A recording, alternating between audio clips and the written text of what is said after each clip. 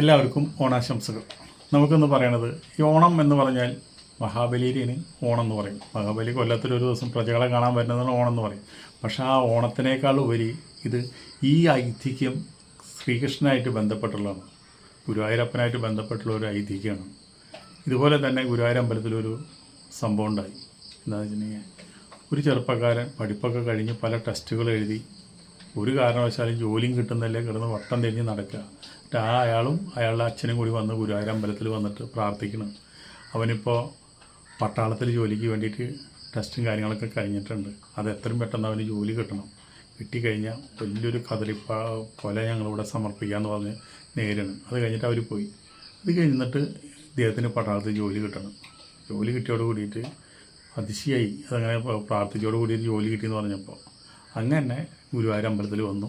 ഗുരുവായൂർ അമ്പലത്തിൽ വന്നിട്ട് ഒരു വലിയൊരു കദളി കൊല അവിടെ നിന്ന് മേടിച്ചു. അത് കൊണ്ടുപോവുക. അച്ഛനും മകനും ഉണ്ട്, അദ്ദേഹത്തിൻ്റെ ഭാര്യയുണ്ട്. അങ്ങനെ കുടുംബടക്കം വന്നാണ്. അപ്പോൾ കൊലയും കൊണ്ട് മകൻ പിന്നിൽ നടക്കുന്നത്.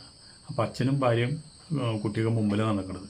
അങ്ങനെ നടന്നിങ്ങനെ പോകണ നേരത്തുണ്ട് ഒരു 5-10 വയസ്സായുള്ള ഒരു പയ്യൻ വന്നിട്ട് ചോദിച്ചു, അതേ എനിക്കതിൽ നിന്നൊരു പഴം തരുമെന്ന് ചോദിച്ചു. തോണ്ടിയിട്ട് ഇവനെ പോയി വിളിച്ചിട്ട് പറഞ്ഞു, എനിക്കൊരു പഴം തരുമെന്ന് ചോദിച്ചു. അപ്പോൾ അവൻ തിരിഞ്ഞു നിന്നിട്ട് പറഞ്ഞു, അയ്യോ ഇതിന് കൊടുക്കാൻ പറ്റില്ല. കാരണം എന്താ വെച്ചിട്ടുണ്ടെങ്കിൽ ഇത് ഭഗവാന് കൊടുക്കാനുള്ളതാണ്. ഇത് ഭഗവാന് കൊടുക്കണ ഒരു സാധനത്തിൽ നിന്ന് നമ്മൾക്കത് വേറൊരാൾക്ക് വീതിച്ച് കൊടുക്കാമെന്ന് പറഞ്ഞാൽ ഭഗവാനോട് ചെയ്യുന്നത് തെറ്റാണത്. അതിന് എച്ചിലാവും. അപ്പോൾ അതുകൊണ്ട് അത് ചെയ്യാൻ പറ്റില്ല മോനെ വേണമെന്ന് വെച്ചിട്ടുണ്ടെങ്കിൽ വേണമെങ്കിൽ ഒരു കൊല പഴം വേണമെങ്കിൽ വേറെ മേടിച്ച് തരാം, അത് വേറെ കാര്യം. ഇതിൽ നിന്ന് ഞാൻ ഒരെണ്ണം തരില്ല. അപ്പോൾ പയ്യൻ ചോദിച്ചു, ഞാൻ ഒരെണ്ണമല്ലേ ചോദിച്ചുള്ളൂ, ഞാൻ ഒരെണ്ണം കഴിച്ചതുകൊണ്ട് എനിക്ക് ഒരെണ്ണം തന്നതുകൊണ്ട് ഭഗവാനൊന്നും അറിയില്ല. അയ്യോ അത് ശരിയാവില്ല, ഞാൻ ചെയ്യാമെന്ന് ശരിയാവില്ല. അപ്പോൾ കുറേ നടന്നിട്ട് അച്ഛൻ തിരിഞ്ഞു നോക്കിയപ്പോൾ ഒരു കുട്ടിയായിരുന്നു വർത്താനം പറയാം. അപ്പോൾ അങ്ങനെ ഇങ്ങോട്ട് വരുന്നു. അപ്പോൾ ഈ പയ്യൻ എന്താണ്ടായി വെച്ചിട്ടുണ്ടെങ്കിൽ അങ്ങനെ പോവുകയും ചെയ്തു. അപ്പോൾ അച്ഛൻ വന്ന് ചോദിച്ചാൽ എന്തുണ്ടായെന്ന് ചോദിച്ചു. അപ്പോൾ പറഞ്ഞു, അവന് ഇതിൽ നിന്നൊരു പഴം കൊടുക്കാനാണ് പറയുന്നത്.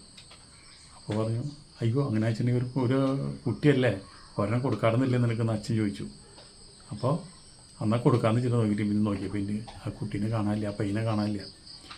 അപ്പോൾ അച്ഛന് മനസ്സിലായി ഈ വന്നത് ആരാണ്, ഗുരുവായൂരപ്പൻ തന്നെയാണ്, ഈ കൃഷ്ണൻ തന്നെയാണ് ഈ കുട്ടിയായിട്ട് വന്നിട്ട് ഈ പഴം ചോദിച്ചത്.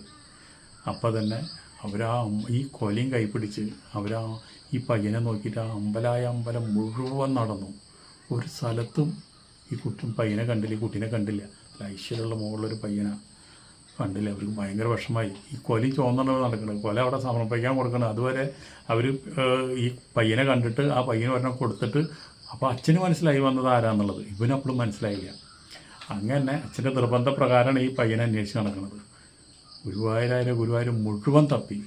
അങ്ങനെ ഒരു പയ്യനെ അവിടെ ആരും കണ്ടോരുമില്ല, ആരും കേട്ടോരുമില്ല, അങ്ങനെ ഒരാളെ കണ്ടിട്ടുമില്ല. അങ്ങനെ നിന്ന് ഇതൊക്കെ അന്വേഷിച്ച് കഴിഞ്ഞോട് കൂടിയിട്ട് നോക്കിയപ്പോൾ പിന്നെ ഈ കദളിപ്പഴം കംപ്ലീറ്റ് കറുത്തു.